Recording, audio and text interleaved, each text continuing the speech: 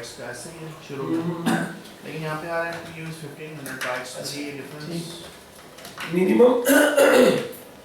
Minimum इतना होना चाहिए, 1280 का मिनिमम होना चाहिए। उसकी रीज़न क्या है, हम जब मुख्तलिफ टनल्स क्रिएट करते हैं तो हमारा 1280 की बाउंड्री के ऊपर आके वो लाई कर रहा होता है जो हमारा डाटाग्राम होता है, ठीक है।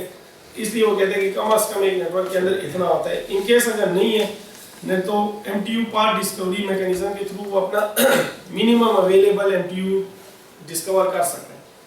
आपने अगर खुद से करना है तो आप पिंग करें अपनी PC से, -L लिखें, -L के बाद अपना कोई भी साइज बता दें, फॉर एग्जांपल 1000 या 2000 या 3000, वहाँ से रिस्पांस आएगा।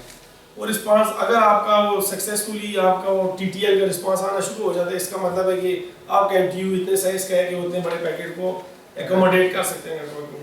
अगर उससे नहीं होगा, कम होगा, तो या तो टाइम आउट का वो एरर आ जाएगा या पैकेट टू लार्ज का एरर आ जाएगा, ठीक है। तो इस तरह के एरर आ सकते हैं। तो आपकी एप्लीकेशन जो होती है जब वो पैकेट नेटवर्क पे सेंड कर रही होती है तो IPv6 की एप्लीकेशन के अंदर ये एक्सपेक्ट किया जाता है कि वो पाथ MTU डिस्कवरी कर रही है, ताकि अगर कहीं पे फ्रेगमेंटेशन करनी पड़े तो वो नेटवर्क ना करे बल्कि सोर्स के ऊपर ही फ्रेगमेंट हो, चंक्स छोटे हों और वो उसको ट्रांसमिट करे, ठीक है। इसलिए वो पाथ MTU डिस्कवरी का मैकेनिज्म उसके अंदर डाला गया IPv6 के अंदर। सिचुएशन ये है कि जब आपको पैकेट रोल कर रहा होता है तो इट्स नॉट नेसेसरी कि every packet goes to the same path जी।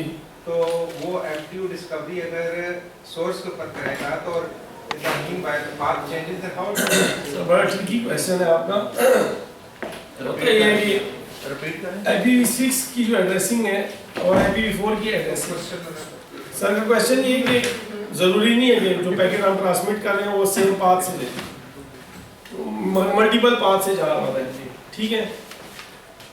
उसकी कई रीजंस थी IPv4 के अंदर कि वो मल्टीपल पाथ से जा रहा होता है। एक तो वो जो एड्रेसिंग एलोकेशन थी वो मल्टीपल इस तरीके से हुई थी कि हर दफ़ा राउट अपडेट्स जो है कभी एक पाथ के लिए शॉर्टेस्ट आ रही होती थी और कभी दूसरे पाथ के लिए शॉर्टेस्ट आ रही होती थी।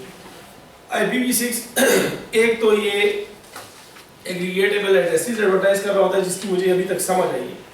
दूसरा ये होता है कि ये एक प्री डिफाइंड पाथ को ऑक्यूपाई कर रहा होता है हर पैकेट। इसको पता है कि इससे अपर लेयर पे जो राउटर है इसने उसको देना है, फिर इसने उससे ऊपर वाले को देना है। हो सकता है कि मैंने और आपने अगर कम्युनिकेट करना है तो हमें हर दफ़ा अपनी के थ्रू होकर कम्युनिकेट ना करना है, हम डायरेक्टली भी कम्युनिकेट कर सकते हैं। तो जो पहले वाला होता था वो उसमें हर दफ़ा पहले हमारी ट्रैफिक शायद मेन हम कह रहे थे कि एपनिक के पास जाती थी और एपनिक से होकर वापस हमारे पास आती थी, हम डायरेक्टली कम्युनिकेट नहीं कर रहे होते थे, उसमें राउट्स भी डिफाइन नहीं थे। इसकी मेन रीज़न ये थी। ये हायरार्की तो इसकी जो असाइनमेंट हो रही है नेटवर्क एड्रेसेस की, ये बिल्कुल हायरार्की को मेंटेन करते हुए हो रही है। तो मेरा नहीं ये ख्याल कि हर दफ़ा जो है ना वो डिफरेंट पाथ अडॉप्ट करेगा, बल्कि हर दफ़ा ही वो वाला पाथ अडॉप्ट कर रहा होगा जो MTU के थ्रू उसने डिस्कवर किया होगा। अगर बार बार आपको वही सेम एरर आ रहा है इसका मतलब है कि वो बार बार उसी पाथ को अडॉप्ट कर रहा है, वरना तो उसको ये एरर एग्जैक्टली उस एंड पॉइंट के दरमियान वो वाला एरर जब आप उस MTU को मैच कर जाते हैं तो फिर नहीं देना चाहिए। तो हर दफ़ा जब आप उसको MTU डिस्कवर कर रहे होते हैं तो वो सेम ही पाथ अडॉप्ट कर रहा होता है IPv6 में इस तरह नहीं होता। उसकी रीज़न शायद यही कि एड्रेस लोकेशन मुख्तलिफ हुई हुई है किसी एक क्लास की एक जगह पे, तो उसी का पीयर एड्रेस जो नेक्स्ट बनता था वो शायद यहाँ से ऑस्ट्रेलिया में एलोकेट हुआ। तो इस तरह के मुख्तलिफ जो लोकेशन एड्रेसेस की उसकी वजह से शायद IPv4 में मुख्तलिफ।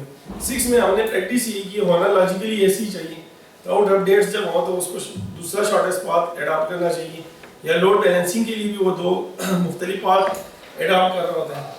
लेकिन जब हम इस कर रहे होते हैं इस प्रोसेस को तो हर दफ़ा एक ही कर रहा होता है। मुझे इसकी रीज़न नहीं पता लेकिन लॉजिकली ऐसी है।